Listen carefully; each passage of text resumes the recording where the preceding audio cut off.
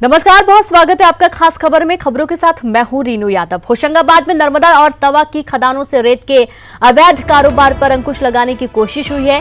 होशंगाबाद जिला प्रशासन ने अवैध उत्खनन करने पर रेत ठेकेदार के खिलाफ 280 करोड़ रुपए का जुर्माना लगाने के आदेश दे दिए हैं। तवा नदी की रेत खदान से अवैध खनन के मामले में ये आदेश दिए गए हैं। साथ ही 30 दिन में जुर्माना नहीं चुकाने पर चल अचल संपत्ति कुर्क करने के आदेश भी जारी किए गए हैं। यानी कि अब अवैध रेत कारोबारियों पर शिकंजा कसा जा रहा है और अब किसी की खैर नहीं। एक बड़ी कार्रवाई की बात सामने आ रही है होशंगाबाद में, जहां पर अवैध उत्खनन को लेकर रेत खदान ठेकेदार संतोष राज पर जुर्माना लगाया गया है। और इस जुर्माना कोई ऐसा वैसा नहीं, 280 करोड़ का जुर्माना लगाया गया है और 30 दिन का वक्त दिया गया है। 30 दिन में यदि जुर्माना नहीं भरा जाता है तो चल अचल संपत्ति को कुर्क किया जाएगा। जिसमें 280 करोड़ का जुर्माना प्रस्तावित किया गया था। उस प्रकरण में अभी सुनवाई होकर के अभी आदेश मेरे द्वारा किया गया है, जिसमें लगभग 15 हेक्टेयर क्षेत्र में अवैध उत्खनन पाया गया था और जो अनावेदक है संतोष राज द्विवेदी, इनके खिलाफ 280 करोड़ का जुर्माना भी लगाया गया है। इसमें 1 महीने में जुर्माना जमा करने के आदेश हैं। और अधिक जानकारी के साथ संवाददाता शैलेंद्र कौरव जुड़ गए। शैलेंद्र, वाकई में एक बड़ी कार्रवाई कहेंगे। 30 दिन में यदि 280 करोड़ रुपए का जुर्माना नहीं भरा गया तो उस पर चल अचल संपत्ति को कुर्क किया जाएगा। पूरी जानकारी दें। जी रीनू, निश्चित तौर पर होशंगाबाद जिले में इस प्रकार की यह पहली कार्रवाई है। संभवतः प्रदेश में भी इस प्रकार की यह कार्रवाई अपने आप में बड़ी है। 280 करोड़ रुपए अवैध उत्खनन के लिए ठेकेदार को चुकाने होंगे। पूरा मामला जो है वो इस प्रकार से है कि जो ठेकेदार हैं संतोष राज, उनके खिलाफ पूरा मामला बनाया गया था। प्रशासन ने खदान की नपाई करवाई थी और तकरीबन 2,33,000 घन मीटर क्षेत्र में अवैध उत्खनन पाया गया था।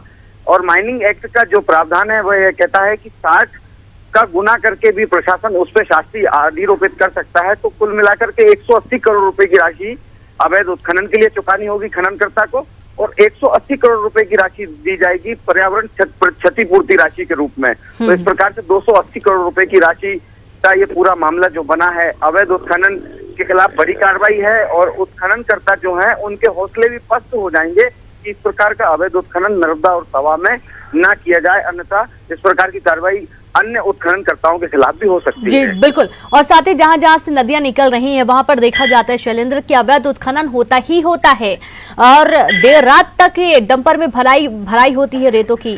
तो कहीं ना कहीं हड़कंप भी मचा हुआ है पूरे रेत माफियाओं पर।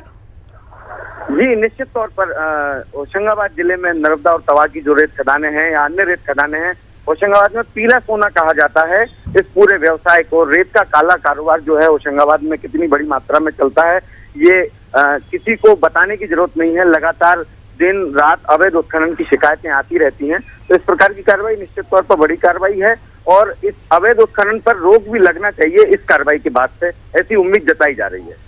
जी बिल्कुल। और कहीं ना कहीं ये जो कार्रवाई हुई है, कमलनाथ सरकार में पहली बार 280 करोड़ रुपए का जुर्माना लगाया गया है और ये कह सकते हैं कि सबसे बड़ा जुर्माना ये होगा।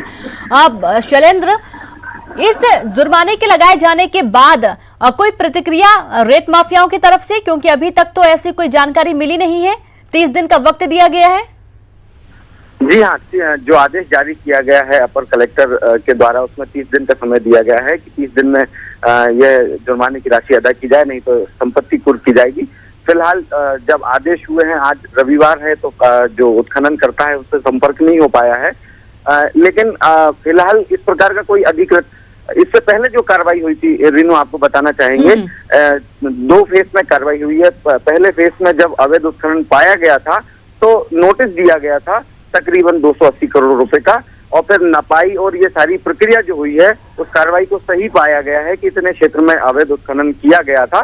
और उसके बाद नोटिस की सुनवाई के बाद ये जुर्माने की राशि जो है वो उत्खननकर्ता पर अधिरोपित की गई है। तो फिलहाल बहुत बहुत शुक्रिया आपका तमाम जानकारी के लिए। हो सकता है कि इस बड़ी कार्रवाई के बाद से अब रेत माफियाओं में थोड़ा सा डर होगा और जिस तरीके से कार्रवाई हो रही है लगातार, उसके बाद से ये जो अवैध उत्खनन है ये रुकेगा और जनता को कहीं ना कहीं जो रेत है वो थोड़े कम दामों में मिलेगी, आसानी से उपलब्ध होगी, क्योंकि ये बीच में जो लोग काम करते हैं ये लोग रेत के जो रेट होते हैं उससे बहुत हाई कर देते हैं और लोगों के लिए थोड़ा मुश्किल होता है कोई भी काम करा पाना। हनी ट्रैप केस में बड़ा खुलासा हुआ है। जिस मानव तस्करी मामले में शनिवार को भोपाल जिला कोर्ट में सीआईडी ने चार्जशीट पेश की, उसमें गिरोह द्वारा सीनियर आईएएस अफसर पीसी मीणा से 20 लाख रुपए और एक अन्य आईएएस से 1 करोड़ रुपए वसूलने का जिक्र है। गैंग ने इन दोनों अफसरों के अश्लील वीडियो बना लिए थे। चार्जशीट में कई आईएएस अफसरों के वीडियो बनाने का जिक्र भी है। सीनियर आईएएस अफसर पीसी मीणा के साथ बनाया गया अश्लील वीडियो वायरल होने के बाद आरोपी आरती दयाल, दूसरी आरोपी श्वेता विजय जैन से नाराज हो गई थी।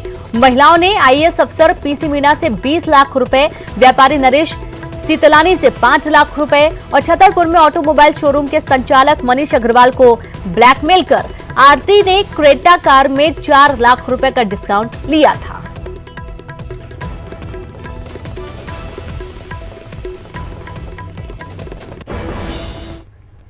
शाजापुर ग्वालियर रेलवे ट्रैक पर आज एक बड़ा हादसा होते होते उस वक्त टल गया जब नेशनल हाईवे 3 से गुजर रहा एक ओवरसाइज कंटेनर ऊपर से गुजर रहे रेलवे ट्रैक से टकरा गया, जिससे ट्रैक को खासा नुकसान पहुंचा। जिस वक्त यह पूरा हादसा हुआ उससे कुछ मिनट पहले ही साबरमती एक्सप्रेस ट्रेन इस ट्रैक से गुजरी थी।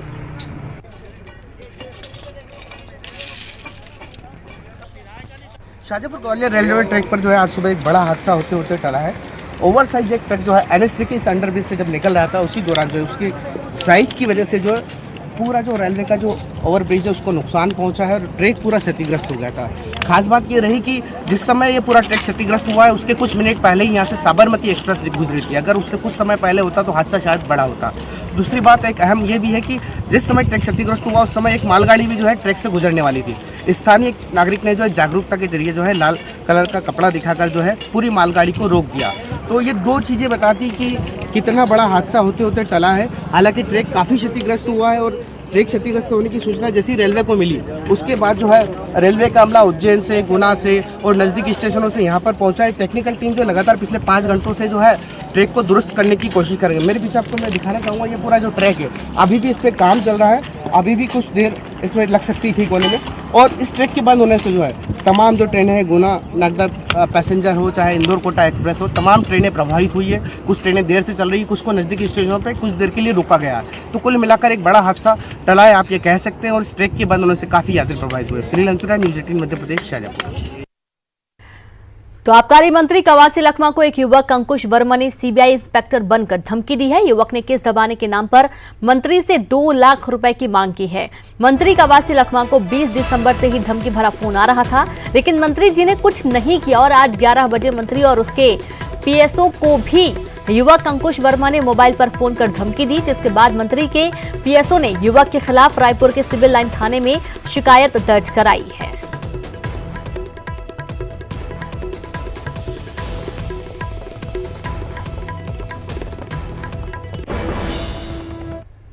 10 नगर निगमों पर कांग्रेस का कब्जा होगा। सीएम बघेल ने एक बार फिर दावा किया है। सीएम ने कहा कि महापौर के चयन के लिए तारीख तय हो गई है। सभी लोगों के साथ ही मेरी भी धड़कनें तेज हैं। सीएम ने कहा कि कौन बनेगा मेयर, सभापति और अध्यक्ष से लेकर सभी की धड़कनें तेज हैं। तिथि तय हो गया है, सबकी धड़कनें तेज हो गई है। कौन महापौर बनेगा, कौन सभापति बनेगा, कौन अध्यक्ष बनेगा, कौन उपाध्यक्ष बनेगा, ये सारे लोग लगे हुए, सबकी उत्सुकता है और उत्सुकता मेरी भी है। 10 जगह बनेंगे, पूरा विश्वास है कि 10 जगह बनेंगे। आदिवासी नृत्य महोत्सव के मंच पर किसानों की परेशानी को लेकर नेता प्रतिपक्ष धर्मलाल कौशिक के बयान पर सीएम ने हमला बोला है। सीएम ने कहा अवैध धान पर रोक लगाने, दलालों और बिचौलियों को भ्रष्टाचारियों पर शिकंजा कसने से नेता प्रतिपक्ष की तकलीफ बढ़ गई है।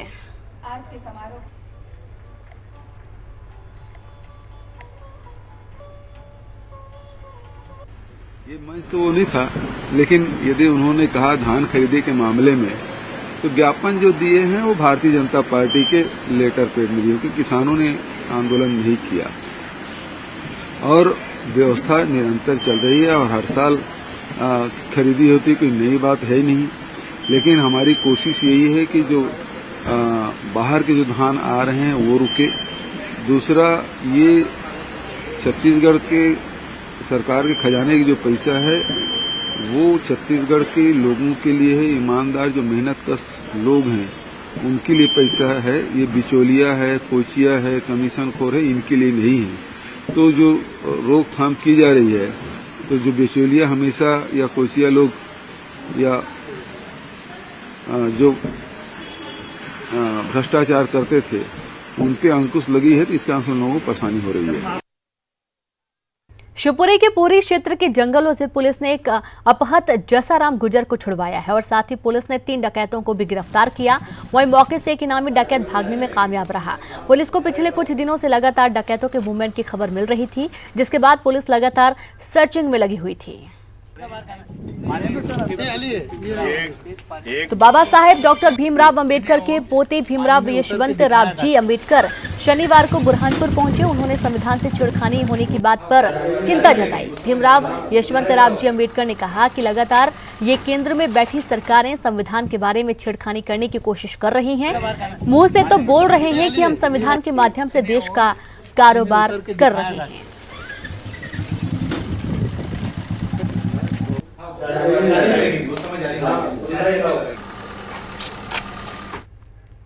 और यहाँ पर वक्त एक ब्रेक का है, हम जल्द हाजिर होंगे।